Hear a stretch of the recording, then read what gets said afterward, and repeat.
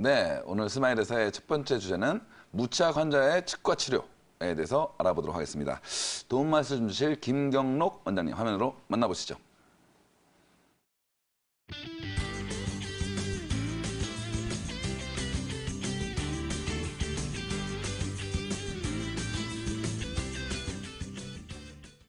김경록 원장님 자리에 나와주셨습니다. 안녕하세요. 안녕하세요. 네, 오늘도 우리 원장님과 네. 건강백수의 스마일 자세한 이야기 나눠볼까 하는데요. 네. 일평생 영구치를 사용하는 기간을 계산해보면 뭐 대략 70에서 80년 정도로 생각할 수 있겠죠. 그렇죠. 근데 저 수명이 늘었잖아요. 네. 저희도 건강 100세잖아요. 맞아요. 보통 영구치가 10세 때, 12세, 3세 때 이제 다 나온다고 보면 네. 이제는 거의 90년을 써야 되는 상황이 왔네요. 맞아요. 네. 정말 평균 수명이 늘어난 만큼 조금 더 건강하고 오래 좀 탄탄하게 지키기 위해서 네. 이 치아 관리도 굉장히 중요할 것 같은데요. 자, 오늘 이와 관련된 자세한 이야기 풀어봐야겠죠. 그쵸? 우선 김경록 원장님, 나이가 들면서 우리 구강 환경도 조금씩 변화한다라고 들어봤는데 어떤 식으로 환경이 좀 변화할 수 있을까요? 네, 보통 생각하시는 것보다 구강 환경은 매우 극한 환경입니다. 음식을 드실 때 치아가 맞부딪히고 국을 드실 때에는 뜨거운 환경에 또 아이스크림을 드실 때에는 차가운 환경에 구강 조직들은 노출이 되게 됩니다. 이러한 극한 환경에 구강 조직들이 노출이 되면 시간이 지날수록 약해질 수밖에 없는데요. 치아와 같은 경우에는 한번 상하게 되면 회복이 되질 않습니다. 그래서 심한 경우에는 결국 발치를 통해서 치아를 상실하게 됩니다.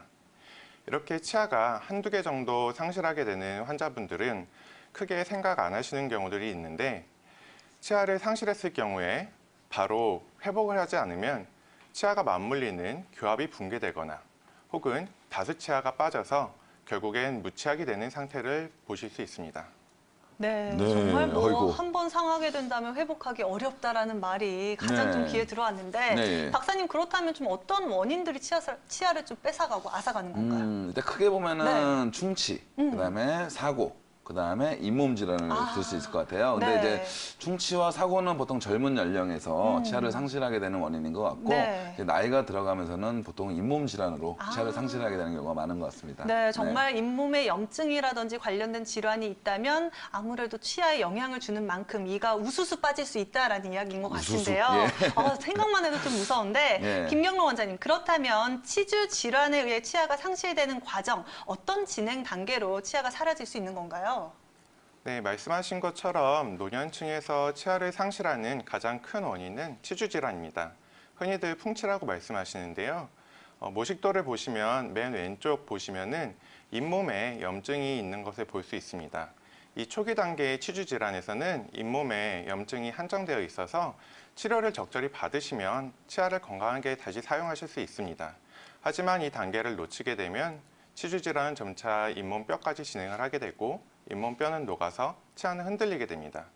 치아가 흔들리게 되면 결국 불편감과 통증이 발생하게 되고 결국 발치를 해서 치아를 상실하게 됩니다. 네, 어쨌든 이렇게 치아가 상실하게 되면 네. 식사를 잘 못하는 게 제일 불편하실 맞아요. 것 같아요. 네. 그래서 어쨌든 치아가 없는 상태로 살기는 참 힘들 것 같은데 그렇죠. 이제 기술이 발달하면서 많은 게 나오겠죠? 상실에 네. 대한 치료법이 많이 나오고 있는데 가장 대표적인 예전부터 오래전 내려온 게 이제 보통 틀니죠? 틀니요. 네, 아, 틀니. 맞아요. 야, 근데 이 틀니 어떤 치료법이 있는지 김경록 원장님 한번 설명을 해주시죠. 네. 무치약 환자의 경우에는 틀니를 이제 하실 수가 있는데 틀니에는 네. 크게 완전 틀니와 부분 틀니 그리고 요새 들어서 이제 많이들 사용하고 계시는 네. 임플란트를 이용한 임플란트 틀니가 있습니다. 예. 일단은 뭐 완전 틀니부터 부분 틀니, 임플란트를 이용한 틀니까지 네. 이 세 가지 정도로 언급을 해주셨다면 예. 하나하나 좀 자세히 알아보면 좋을 것 같거든요. 예, 예. 우선은 뭐 완전 틀니, 부분 틀니 단어 자체에서 느낌은 오지만 그렇죠. 구체적인 차이점을 예. 알면 더 도움이 될 것 같거든요. 이 부분에 대해서 우리 김 원장님께서 자세하게 설명을 해주실까요? 네, 완전 틀니 같은 경우는 치아가 하나도 없으신 분들께서 쓰시는 건데요. 틀니에 쓰실 때 치아가 하나도 없기 때문에 틀니에서 작용하는 모든 힘을 잇몸에서 다 받아주셔야 됩니다. 이러한 단점 때문에 결국에는 환자분들이 기대하시는 기능적인 역할보다는 훨씬 제한적일 수밖에 없고요. 부분 틀니 같은 경우에는 치아가 일부 남아있기 때문에 치아에서 잇몸에서 받아줘야 될 힘을 일부 부담해주게 됩니다. 따라서 완전 틀니에 비해서 부분 틀니는 훨씬 편하고 쉽게 틀니를 사용하실 수 있게 됩니다. 네. 네. 우리 뭐 원장님께서 완전 틀니와 부분 틀니의 차이점 구체적으로 설명을 해주셨는데 예. 일단은 뭐 완전 틀니 같은 경우에는 치아에 본을 떠서 뭐 구조물을 만드는 과정까지 그쵸. 아 저는 일반인 입장에서 굉장히 생각만 해도 복잡하거든요. 아유, 궁금하신 분들 많을 것 네, 같아요. 맞아요. 어떤 예. 과정을 통해서 완전 틀니가 탄생할 수 있을지 이 부분 굉장히 궁금한데 김 원장님께서 계속해서 설명을 해주실까요? 네, 환자분들마다 틀니를 만드는 단계는 조금씩 다르기는 하는데요. 대체적으로 완전 틀니의 경우는 5단계, 그리고 부분 틀니의 경우는 6단계로 나뉩니다. 이 단계들을 하나씩 알아보겠습니다. 첫 번째 단계는 진단 단계로 처음 치과에 내원하시면 치아에 이상이 있는지 혹은 잇몸에 이상이 있는지 확인하고 치료 계획을 세우는 단계입니다. 특별한 이상이 없다면 이 단계에서 예비본을 뜨고 댁으로 돌아가시게 됩니다. 그 다음 단계는 예비본을 가지고서 저희가 환자 개개인 잇몸에 맞는 틀을 만들어서 정밀본을 뜨는 단계입니다. 이 단계는 시간이 좀 많이 걸리고 힘들기 때문에 환자분들에서 고통을 많이 호소하시곤 하시는데요. 틀니의 전체적인 완성도를 결정하는 매우 중요한 단계입니다. 따라서 환자분들께서 많이 힘드시겠지만 조금은 참아주시는 것이 좋습니다. 그 다음으로는 이제 금속 뼈대를 만들어 옵니다. 정밀본을 통해서 만든 금속 뼈대는 이제 완전 틀니 같은 경우에는 있으신 분들도 있고 없으신 분들도 계시는데 부분 틀니의 경우에는 부분 틀니의 경우에는 금속 뼈대를 입안에서 넣어가지고 한번 맞춰보는 단계를 거치게 됩니다. 그 다음으로는 턱과 턱 사이 틀니의 위치를 잡는 단계입니다. 턱과 턱 사이의 틀니의 위치와 그리고 턱과 턱의 위치를 확인하면서 틀니의 높이 그리고 잇몸의 형태, 입이 튀어나온 정도, 뺨이 튀어나온 정도도 확인하게 됩니다. 이 단계를 거치면 드디어 틀니의 모양을 갖춘 단계가 나오는데요. 인공치를 이제 납에다가 이렇게 배열을 해서 나오는데 틀니가 완전히 완성된 것은 아니고 기존에 지금까지 검사했던 단계들이 잘 이루어졌는지 이대로 완성을 해도 되는지 한번 확인해 보는 단계입니다. 마지막으로 드디어 기대하던 틀니가 나옵니다. 이 틀니는 나왔다고 해서 완전히 치료가 끝나는 것은 아니고 입안에서 잇몸과 잘 맞는지 그리고 잘 물리는지 확인하시고 가시게 됩니다. 그런데 이대로 치료가 끝나는 것은 아니고요. 댁으로 돌아가셔서도 한두 번 정도 더 치료를 받으시는 것이 좋습니다. 네, 네. 뭐 생각했을 때 복잡했던 과정을 우리 원장님께서 사진을 통해서 한 단계 한 단계 설명을 해주니까 네. 정말 이해하기 쉽네요. 그래도 과정이 생각보다 많네요. 네, 많아요. 네, 복잡하시고 또 환자분들 여러 번 나오셔야 돼서 좀 힘드실 것 같긴 한데요. 네. 아무래도 이 완전 틀리던 부분 틀리던 간에 뭔가 제한된 상황이 분명히 있을 것 같아요. 그렇겠네요. 뭐 하시기 좀 어려운 상황이나 이런 게 있을 것 같은데 네. 거기에 대해서 김경록 원장님께서 좀 설명을 해주시죠. 네. 먼저 완전 틀니 같은 경우에는 환자분들께서 선택하실 수 있는 최종적인 선택이라서 특별히 제한이 있는 경우는 없지만 쓰시기에 너무 불편하실 경우에는 임플란트의 도움을 받으실 수는 있습니다. 이와는 반대로 부분 틀니의 경우에는 치아 개수가 많으면 어떻게든 사용하실 수 있지만 치아 개수가 적거나 아니면 그 위치가 좋지 않거나 치아 상태가 좋지 않은 경우에는 아무래도 제한점이 있을 수밖에 없습니다. 네, 뭐 완전 틀니, 부분 틀니 선택할 수 있는데 제한적인 요소들도 있다라는 것도 정확한 진단 후에 체크해 보면 좋겠네요. 그렇죠. 그리고 또 이 제한된 상황일 때 또 최근에 많이 하시는 시술이 있죠. 네. 네, 임플란트가 있기 맞아요. 때문에 또 그걸 이용해서 또 하시는 분들도 되게 많을 것 같은데 임플란트 보조 부분 틀니라는 게 있는데 되게 궁금해하시는 분도 많을 것 같은데요. 한번 설명해 주시죠. 임플란트 보조 부분 틀니라는 것들이 있는데요. 이 임플란트 보조 부분 틀니는 우리나라에 특화된 틀니 치료입니다. 임플란트와 틀니가 보험이 됨에 따라서 적은 비용으로 최대의 효과를 누릴 수 있도록 우리나라 치과계에서 세계적으로 선도하고 있는 치료 방법입니다. 앞서 말씀드렸다시피 부분 틀니 같은 경우에는 치아의 위치가 좋지 않거나 치아 상태가 좋지 않은 경우에는 치아를 발치하고 틀니를 제작해야 되는 경우들이 있는데 이때 임플란트의 도움을 받게 된다면 기존의 치아도 보존할 수 있고 틀니도 더 튼튼하게 편하게 사용하실 수 있습니다. 다음 환자분 보시면은 80대 여성 환자분이십니다. 오랜 기간 동안 치과에 내원하지 않으시다가 오신 환자분이신데요. 앞니 보철이 깨져 있고 전체적으로 풍치가 심했습니다.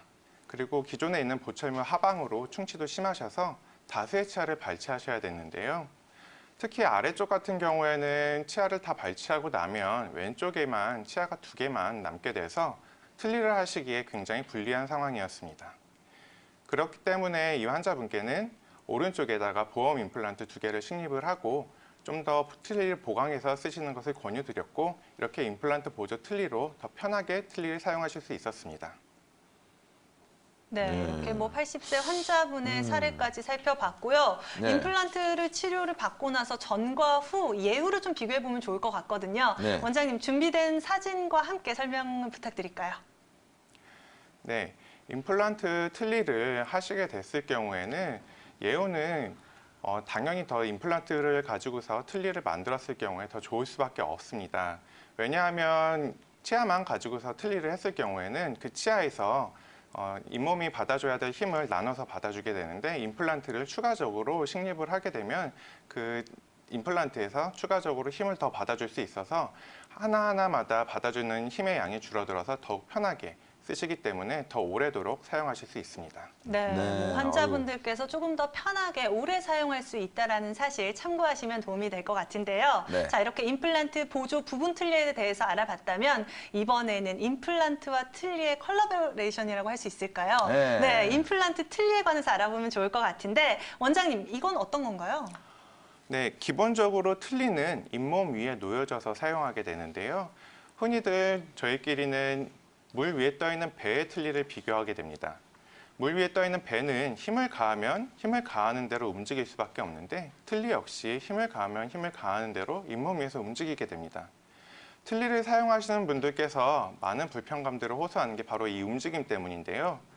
임플란트 틀니 같은 경우에는 임플란트에 틀니를 고정시킬 수 있는 장치를 달아 틀니가 틀니가 입안에 들어왔을 때 임플란트에 고정이 되어서 훨씬 움직임을 덜어줄 수 있고, 그로 인해서 환자분들께서 더 편하고 쉽게 임플란트를 사용하실 수 있게 만들어주는 걸 임플란트 틀니라고 합니다.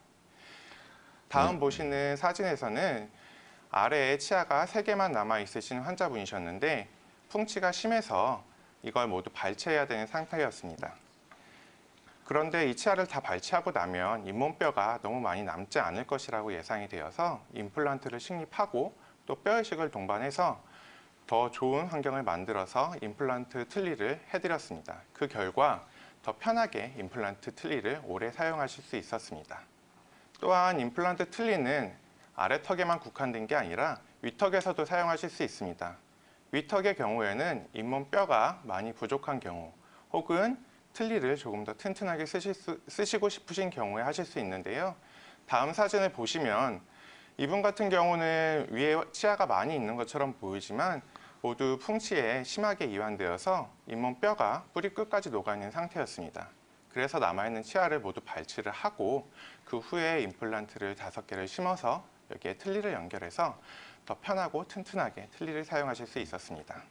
네, 네. 이렇게 뭐 임플란트 틀니란 무엇인지, 그리고 네. 아래턱과 위턱에 적용했던 이 환자분들의 사례까지 살펴봤는데요. 네. 앞서서 우리 원장님께서 임플란트와 뭐 틀니 보험화가 됐다라고 간단하게 언급은 해주셨거든요. 이 부분 조금 더 구체적으로 알면 도움이 될 것 같은데요. 김경록 원장님, 그렇다면 이러한 다양한 틀니들 보험 혜택 적용은 어느 정도까지 범위를 생각하면 좋을까요? 네, 2012년도부터 이제 75세 이상 환자분들에게 보험 혜택이 돌아가기 시작했습니다. 현재는 만 65세 이상의 환자분들에게까지 틀니 보험이 확대가 되었는데요. 거기다가 정부 부담금도 커져서 환자분들께서는 더 적은 부담으로 틀니를 편하게 진행하실 수 있게 되었습니다. 틀니의 보험에서 한 가지 알아두셔야 될 것은 만 65세 이상이셔야 되고 7년마다 한 번씩만 틀니를 보험물 혜택을 통해서 만드실 수 있다는 겁니다. 즉 기존에 보험 혜택을 통해서 틀니를 만드셨다면 7년이 지나야만 새로이 보험 혜택을 통해서 다시 틀니를 만드실 수 있다는 겁니다. 네. 2012년에 됐으니까 네. 올해가 2019년이니까 7년이 되신 분이 이제 그렇죠. 나오기 시작하겠네요. 네, 맞아요. 7년마다 받고 있다는 김경록 원장님의 말 참조해 주시면 좋겠습니다. 그러면은 틀니뿐만 아니라 임플란트도 비슷하게 건강보험이 많이 적용이 되는 걸로 알고 있는데 거기에 대해서도 궁금해하는 시청자분들 많을 것 같습니다. 설명 한번 해주시죠. 네.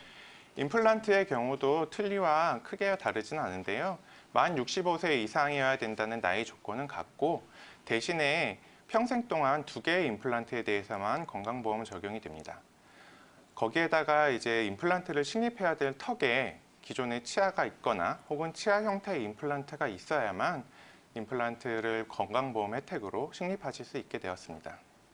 네, 이렇게 뭐 틀니뿐만이 아니라 임플란트의 건강보험 혜택 적용 범위까지 자세하게 예. 알아봤는데요. 뭐 열심히 신경 써서 만든 틀니인 만큼 조금 더 오래 좀 튼튼하게 사용하면 좋잖아요. 그렇죠. 자, 그렇기 때문에 만든 후에 주의사항도 점검할 필요가 있을 것 같은데 네. 완전 틀니와는 다르게 이 부분 틀니 고리를 걸어서 사용하는 만큼 조금만 신경을 안 써도 왠지 좀 변형되지 않을까 걱정되기도 하거든요. 맞아요. 김경록 원장님 어떤 점들을 주의하면 좋을까요?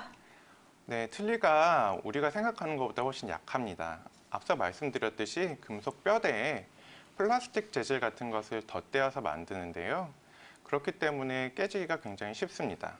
틀니를 넣고 빼실 때 변형이 되기가 쉬운데 저희가 항상 틀니를 처음 끼시면 환자분들에게 손가락을 이용해서 틀니를 넣으시고 빼시라고 말씀을 드립니다. 손을 이용해서 틀니를 제 위치에 위치시킨 후에 그 다음에 빼실 때는 손가락의 손톱을 이용해서 고리에다가 걸어가지고 빼주시면 됩니다. 처음에는 이렇게 설명드린 대로 환자분들이 잘 따라 하시는데요. 시간이 지나서 익숙해지시면 환자분들께서는 틀니를 입안에 위치시키고 손을 이용하지 않고 그냥 물어서 틀니를 끼시곤 합니다. 제자리에 위치했을 경우에는 큰 문제가 없지만 보통은 제자리에 위치하지 않기 때문에 틀니가 변형되거나 깨지거나 할 수 있습니다. 그렇기 때문에 항상 틀니를 넣고 빼실 때에는 손가락을 이용해 주시는 것이 좋으시고요. 혹시라도 틀니가 변형되거나 깨졌으면 치과에 오셔서 확인받아 보시길 바랍니다.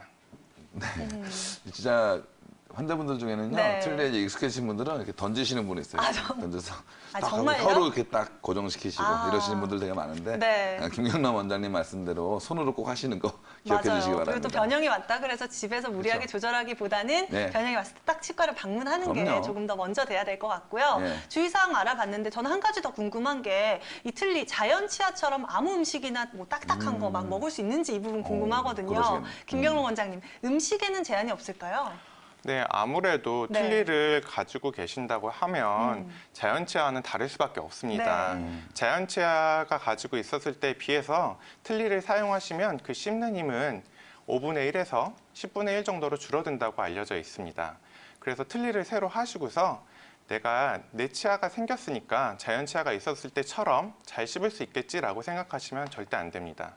처음에는 부드러운 계란찜이나 두부 같은 걸로 식사를 시작하시고 조금 적응이 되시면 질기는 음식으로 조금씩 그 범위를 넓혀 나가시는 것을 추천드립니다. 한국인인 경우에는 이제 김치가 없으면 못 사는데요. 이 김치라는 것 자체가 섬유질이 굉장히 많은 질긴 식품이기 때문에 만약에 드시고 싶으시다면 익혀서 잘라서 드시는 것을 추천드립니다. 네, 네. 처음에는 좀 부드러운 음식에서 시작해서 조금씩 좀 단단한 음식, 네. 질긴 음식을 먹어도 된다라고 설명을 해주셨고요. 네. 여러분들도 꼭 참고하시면 도움이 될 것 같은데요. 네. 자, 이렇게 적응 단계를 지나갔다면 조금 더 오래 사용할 수 있는 게 중요하잖아요. 중요하죠. 어떻게 관리를 해야 될지 이 부분도 궁금한 것 같은데 김경록 원장님 어떤 사항들을 고려하면 좋을까요? 네, 틀니의 건강보험 혜택이 아까 7년에 한 번이라고 말씀을 드렸습니다. 즉, 한 번 만들어진 틀니는 최소한 7년 정도는 잘 쓰셔야 되는데요. 틀니를 만드실 때까지 환자분들께서 큰 마음을 먹고 치과에 내원하시고 또 만드는 과정에서 고생도 하셨는데 오래도록 잘 쓰시는 것이 매우 중요하겠죠. 현재 대한치과보철학회 발표에 따르면 만 65세 이상 인구 2명 중 1명에서 틀니를 사용하고 계십니다. 이렇게 틀니 사용자가 많은데 유지 관리가 굉장히 중요한데 이거에 대해서 잘 알고 계시는 분들이 좀 적은데요. 이렇게 많은 분들께서 틀니를 사용하고 계시는데 유지 관리하는 방법에 대해서 제가 오늘 한번 알려드리도록 하겠습니다. 네. 유지관리법이 중요하죠. 맞아요. 만들어 놓고 네. 관리를 하시는 게 되게 중요한데 그 유지관리를 하는 팁에 대해서 오늘 가르쳐 주신다니까 오늘 간단하게 네. 꼭 꼭 이것만은 주시죠. 기억하라. 그렇죠? 네. 오늘 네. 시청자분들한테 정리를 해주신다면요? 음식을 드시고 난 후에는 꼭 세척을 해주셔야 됩니다. 이거 하나만 기억하시면 되시는데요. 틀니는 한자어로 의치입니다. 우리가 치아를 항상 음식을 먹으면 닦듯이 틀니를 닦아주시는데 틀니를 닦을 때에는 치약을 사용하지 않으시고 틀니 전용 세정제에 넣어서 담가두셨다가 흐르는 물에다 칫솔을 이용해서 잘 닦아주시는 것이 가장 중요하다고 할 수 있겠습니다. 네, 틀니 세정제로 세척하는 거 꼼꼼하게 하는 게 중요하겠네요. 그렇죠. 그냥 보통 이렇게 물에 닦으시는 분 많은데 네. 세정제 사용하시면 좋을 것 같습니다. 네, 이렇게 김경록 원장님과 무치약의 경우 치료받을 수 있는 방법들 살펴봤고요. 네. 여러분들도 이와 관련된 궁금증 있으시면 주저하지 마시고 022000-4907번으로 많은 전화 부탁드리겠습니다.